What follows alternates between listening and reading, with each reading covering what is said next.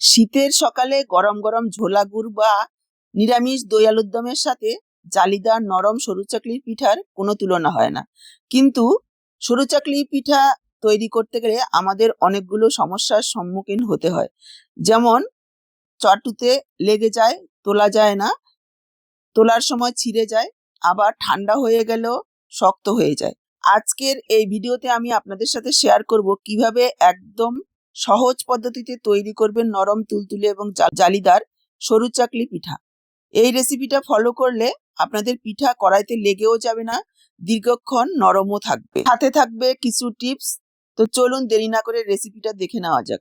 নমস্কার বন্ধুরা, আহারে বাহার রান্নাঘরে আপনাদের সবাইকে স্বাগত জানিয়ে শুরু করছি আজকে সরু চাকলি পিঠার পারফেক্ট রেসিপি।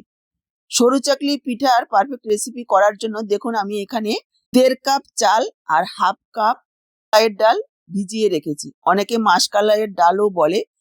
এই ডাল আর চালের অনুপাতটা সঠিক রাখা একদম জরুরি। চাল ও ডালের অনুপাত সরু চাকলি পিঠা নরম রাখার আসল রহস্য হলো ডালের পরিমাণ। সাধারণত 3 ভাগ চালের সাথে 1 ভাগ ডাল দিতে হবে। বিউলির ডাল মেশালে সরু চাকলি পিঠা সব থেকে নরম হয়। শুধু চালের গুঁড়ো দিয়ে পিঠা করলে পিঠে শক্ত হয়ে যেতে পারে। এখানে আমি নিয়েছি 1.5 কাপ আতপ চাল। আপনারা চাইলে ঘরে থাকা সেদ্ধ চাল দিয়েও করতে পারবেন। আর সাথে নিয়েছি 1 কাপ বিউলির ডাল।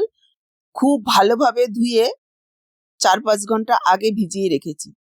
পিঠেটা বানানোর আগে আমি এখানে বানাবো নতুন আলু দিয়ে নিরামিষ দই আলুর দম। তার জন্য দেখুন আলুগুলোকে সেদ্ধ করে খোসা ছাড়িয়ে রেখেছি। প্রেসার কুকারে পরিমাণ মতো জল আর লবণ দিয়ে 2 সিটি মেরেছি। তারপর আলুগুলো সেদ্ধ হওয়ার পর খোসা ছাড়িয়ে রেখেছি। এদিকে গ্যাস অন করে কড়াই বসিয়ে কিছুটা সর্ষের তেল দিয়ে দিলাম। তেলের মধ্যে দিয়ে দিলাম পরিমাণ মতো লবণ আর একটু হলুদ গুঁড়ো। এবার আলুগুলোকে প্রথমে ভেজে নেব। 2-3 মিনিট সময় নিই। এভাবে একটু ভেজে নিলে আলুর দমের টেস্টটা অনেক গুণ বেড়ে যাবে। দেখুন আলুগুলোকে লালচে করে ভেজে নিয়েছি, তুলে রাখলাম। বাকি যে তেলটা রয়েছে তার মধ্যে আমি দিয়ে দিচ্ছি একটা শুকনো লঙ্কা, একটা তেজপাতা টুকরো করে দিয়ে দিচ্ছি, 1/2 চা চামচ গোটা জিরে আর 1/4 চামচ হিং। নিরামিষ দই আলুর দমে একটু হিং ফোড়ন দিলে টেস্টটা অনেক গুণ বেড়ে যাবে। হিং যদি হাতের কাছে থাকে অবশ্যই দেবেন। ফোড়নটাকে কয়েক সেকেন্ড ভেজে নেব। সুন্দর গন্ধ বেরিয়ে গেলে এখানে আমি যোগ করে দিলাম আদা আর কাঁচা লঙ্কার পেস্ট। এখানে 1/2 ইঞ্চি পরিমাণ আদা আর 2 কাঁচা লঙ্কা পেস্ট করে যোগ করেছি। কাঁচা গন্ধ যাওয়া পর্যন্ত ভেজে নেব। আদা কাঁচা লঙ্কাটাকে ভেজে নেওয়ার পর এখানে আমি যোগ করে দিলাম অল্প পরিমাণে একটু জল, কেননা গুঁড়ো মশলা যোগ করব, তা না হলে গুঁড়ো মশলাটা পুড়ে যেতে পারে। যোগ করে দিলাম ছোট 1 চা চামচ ধনের গুঁড়ো, 1 চা চামচ দিয়ে দিচ্ছি জিরের গুঁড়ো, 1/2 চা চামচ হলুদ গুঁড়ো, 1 চা চামচ দিয়ে দিচ্ছি লাল লঙ্কার গুঁড়ো। আমি একটু ঝাল ঝাল করবো সেজন্য 1 চা চামচ দিয়েছি, ঝালটা আপনারা পরিমাণ বুঝে দেবেন। আর যোগ করে দিলাম 1 চা চামচ কাশ্মীরি লাল লঙ্কার গুঁড়ো। সুন্দর একটা কালারের জন্য কাশ্মীরি লাল লঙ্কার গুঁড়োটা চাইলে আপনারা স্কিপ করতে পারেন। দিয়ে দিলাম পরিমাণ মতো লবণ। এবার পুরো মশলাটাকে অল্প অল্প জল দিয়ে ভালোভাবে কষিয়ে নেব। যেহেতু তেলের পরিমাণটা একটু কম দিয়েছি সেজন্য অল্প অল্প জল দিয়ে মশলাটাকে খুব ভালোভাবে কষিয়ে নিতে হবে, যাতে মশলা কোনো রকম কাঁচা না থাকে।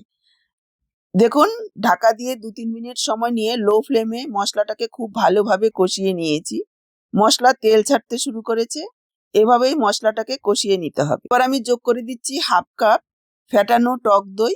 দইটা দেওয়ার সময় গ্যাসের ফ্লেমটাকে একেবারে লোতে রাখবেন, তা না হলে বন্ধও করে দিতে পারেন। এতে করে দইটা আর কেটে যাওয়ার ভয় থাকবে না। খেয়াল রাখবেন দইটা যাতে খুব বেশি ঠান্ডা না হয়, তাহলে দই কেটে যাবে। দই কেটে গেলে আর টেস্ট ভালো আসবে না।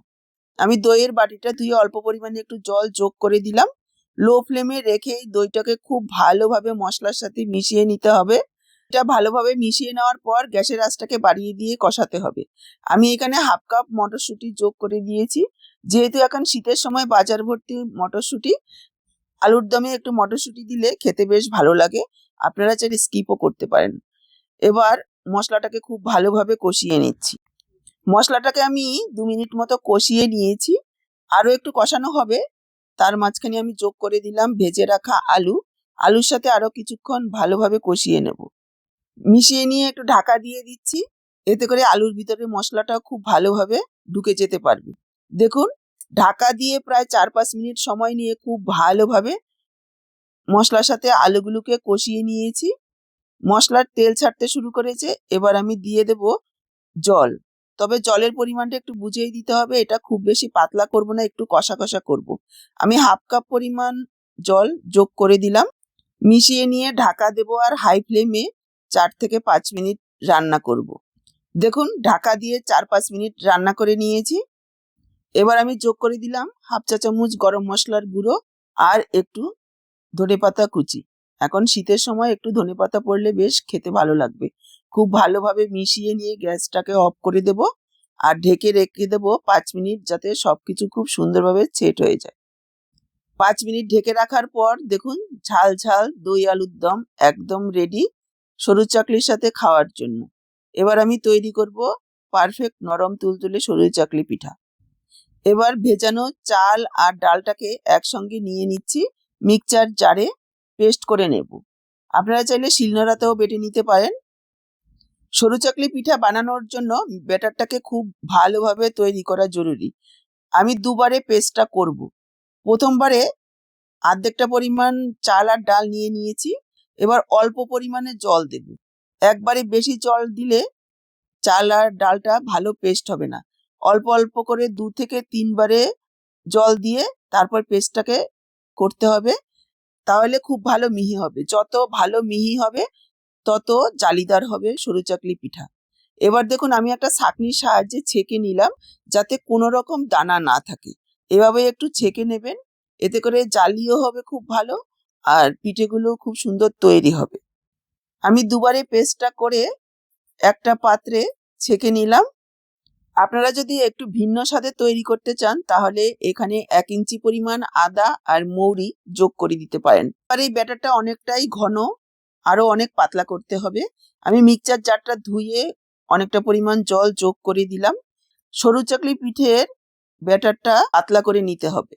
সঠিকভাবে পাতলা হলে পিঠে একেবারে জালিদার তৈরি হবে। এবার জলের সাথে খুব ভালোভাবে মিশিয়ে নিতে হবে, যাতে একদিকে জল আরেকদিকে ব্যাটারটা আলাদা না থাকে। আর এভাবেই 1 থেকে 2 মিনিট মিশাতে হবে। এভাবে মেশালে খুব সুন্দর জালি তৈরি হবে। দেখুন, ব্যাটারের ঘনত্বটা ঠিক এই রকম হবে। চামচের উল্টো পিঠটা দেখলে পুরোপুরি ট্রান্সপারেন্ট বোঝা যাবে। এরকম ঘনত্ব রেখেই ব্যাটারটা তৈরি করতে হবে। যতবার পিঠেটা তৈরি করবেন ততবার এইভাবে নেড়ে নেবেন, যাতে নিচে বসে না থাকে।